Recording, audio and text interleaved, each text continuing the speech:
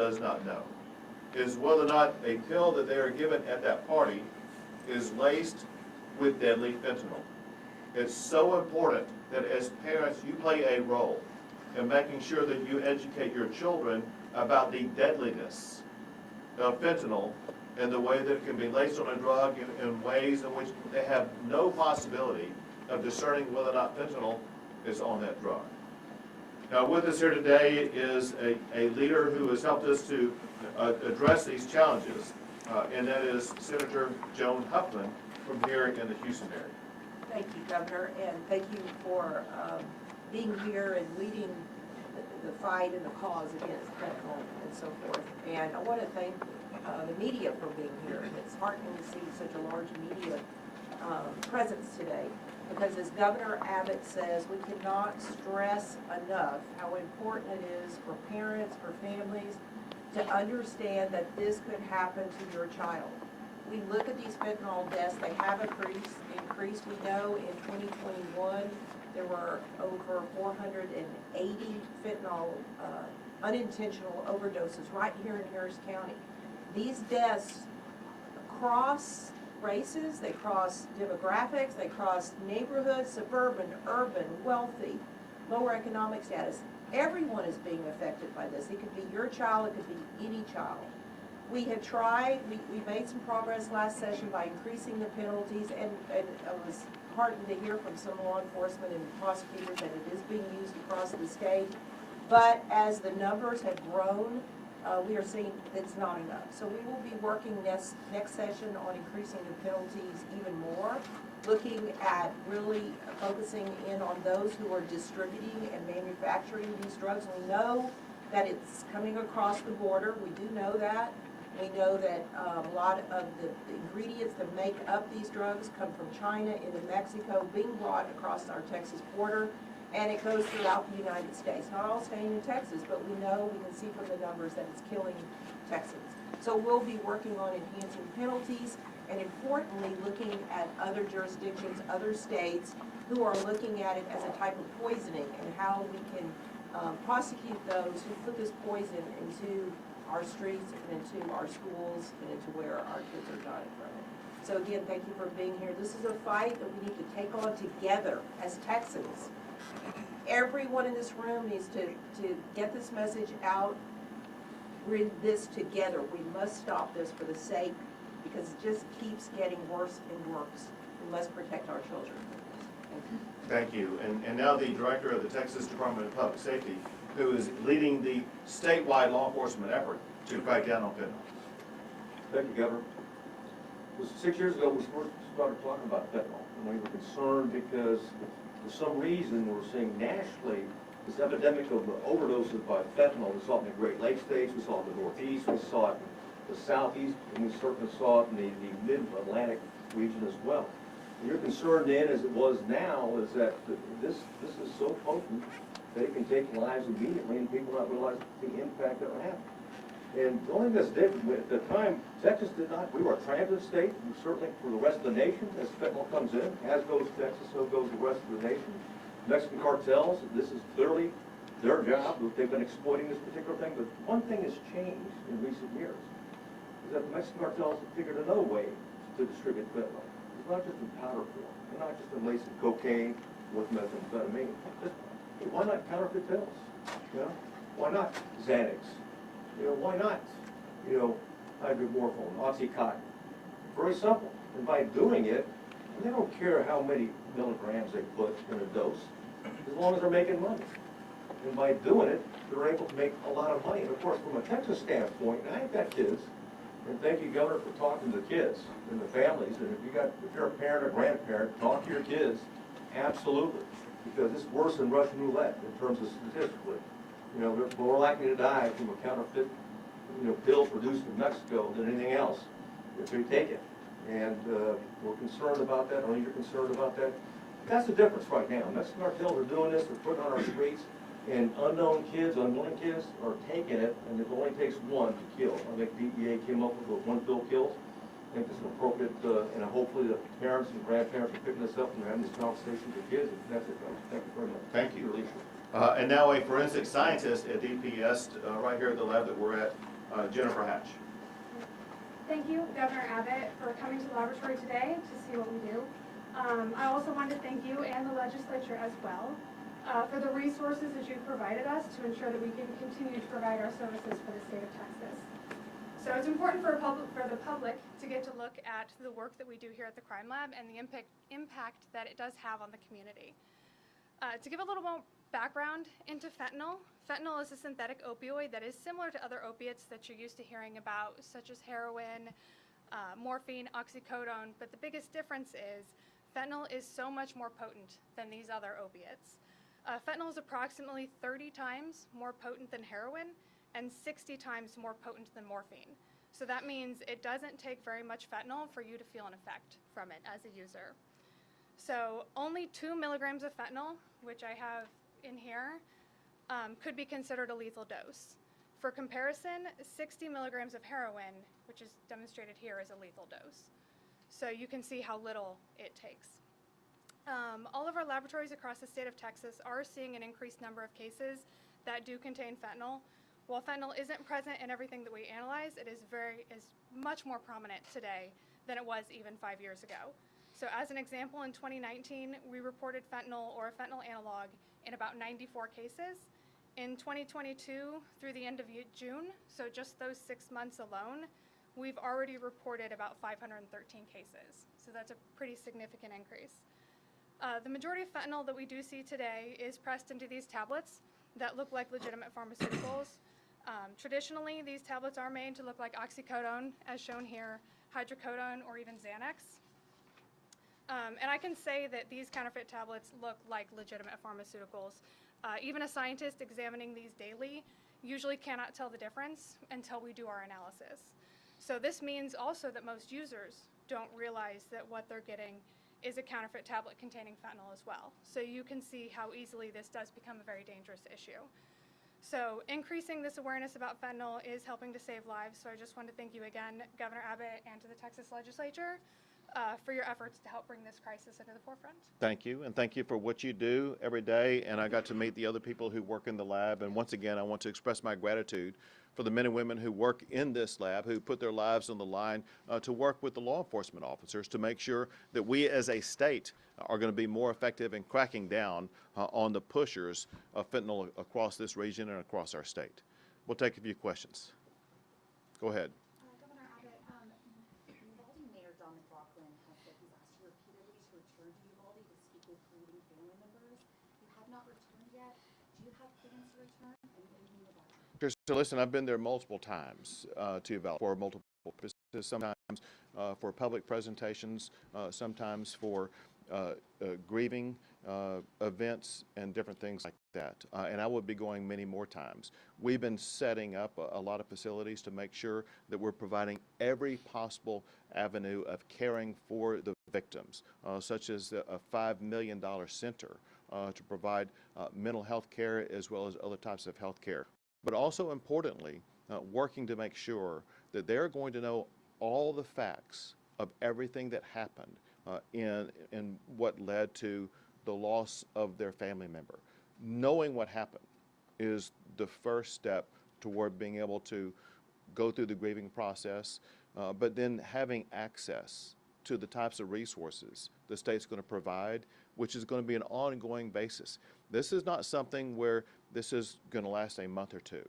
This is something where we will be involved with the city of Uvalde for years going forward. And I made that clear to them from the very beginning, and we will live up to that. Many of the family members say that they're video, and what is your response to it? So obviously it's disgusting to see what happened.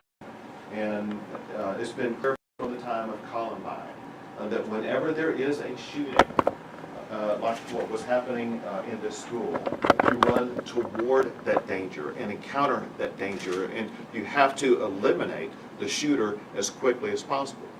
From what I have seen from the video, it looks like that policy was not followed. There are ongoing investigations at multiple levels. One is a law enforcement investigation that involves the Texas Rangers as well as the FBI, as well as the United States Department of Justice. We need to see the results of that investigation. There's also an investigation that's being undertaken by the local district attorney. we need to see the results of that investigation. And there are investigations that are being conducted by both the Texas House and Texas Senate. It's my understanding that the investigation by the Texas House will be presented to the families this Sunday. And it's important for the families to learn firsthand what that investigation has turned up so far. But we do know that it will take a while before all of the investigations are concluded. Governor, you said you were livid about the misinformation you received on the 27th. After watching that video, it's completely opposite as to what you were told. How do you feel about that now that you've seen the video? Well, just as angry, because it's clear that what was shown on the video was the exact opposite of the information that I was given on the day that I went out and explained what happened during the event. And so the information that was provided to me before telling the public about what happened, none of the information that was in that video was shared with me on that day.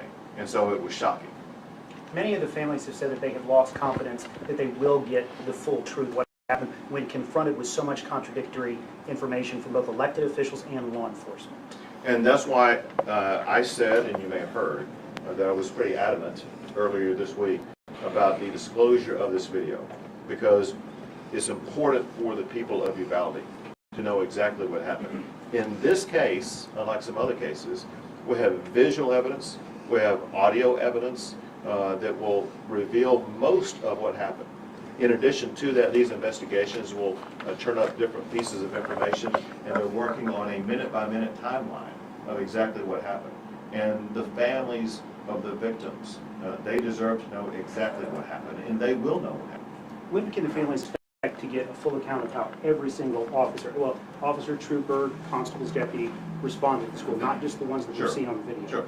It'll take a while, and the reason is because it will require a conclusion of the investigation by the Texas Rangers, by the FBI, by the DOJ, by the district attorney, as well as by things that are learned by the Texas House and Texas Senate investigations. And so there are a lot of investigations going on. And then when you compare the notes from all these different investigations, you will see all the facts come together. And the families will continue to learn more about that. But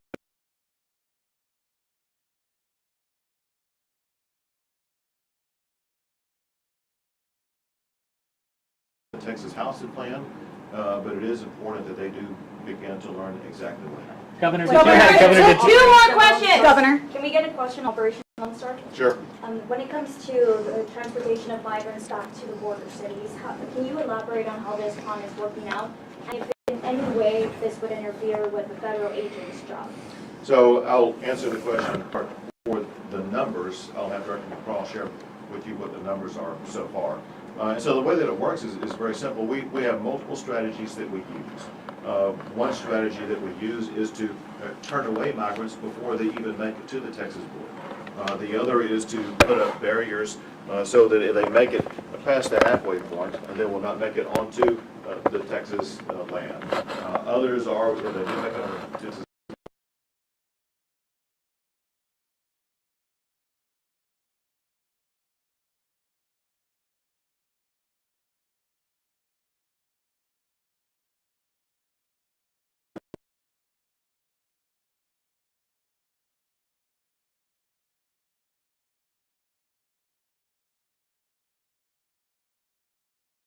Higher than that, but at least 903, we move back and forth over.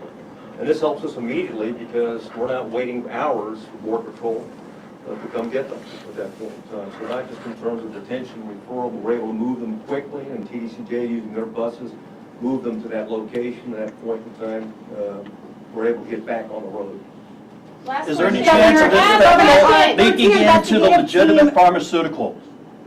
Is there any chance So this our 13 illicit investigative fentanyl? team worked on a series called 23 Days. It's a number of days it took for the Florida legislature to make changes to gun laws and mental health issues. It's now been 7 weeks since the tragedy at Robb Elementary School. Where do you stand on this now? What do you hope changes? And what do you promise Texans who are suffered by this tragedy that you're going to do? Well, there's two things working in parallel, at least two things working in parallel. One, obviously, is what the United States Congress worked on, achieved, and passed. Second is, I requested the Texas House and Senate to begin working on proposed legislation on a multitude of different topics. They've been having hearings, they've been making progress, and I expect that progress to continue. And once they work on those, some of those will lead to very meaningful results. And so we hope to achieve some results. That said, there's some things that must be done before the school year begins. And these are already being implemented subject to my executive orders. And that is, every school in the state of Texas needs to be inspected and evaluated for public safety.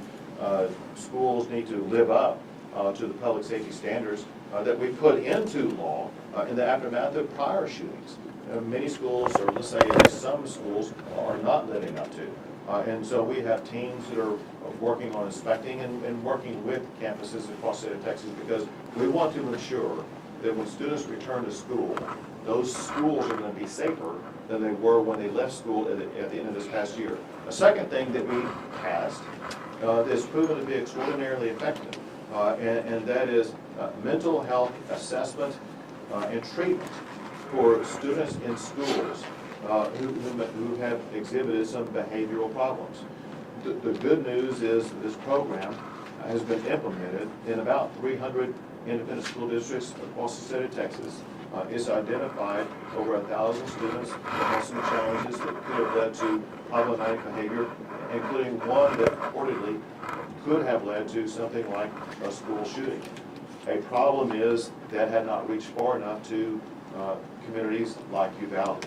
We're working on trying to expedite that so that it can reach more schools before the school year begins. And briefly, I know you spoke about these committee hearings. I know similar committee hearings were had after Santa Fe. So what's different now? And can you promise that there's going to be real change in the state of Texas? Sure. So first, the hearings that are taking place now are different than what happened after Santa Fe. What happened after Santa Fe is that I was the one, as governor, conducting the hearings. And then I prepared a booklet of my findings that I then gave to the legislature.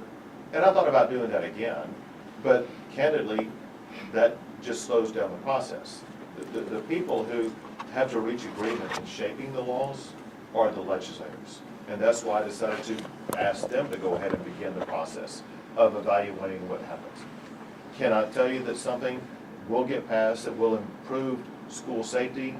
The answer is 100% yes. And we'll just need to wait and see how quickly agreement can be reached on those programs and exactly what those programs are. However, the status quo is unacceptable and will not be allowed.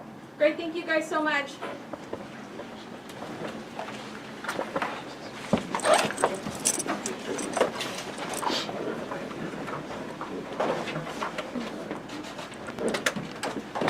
Joe, if we can please make a pathway through here, please, thank you.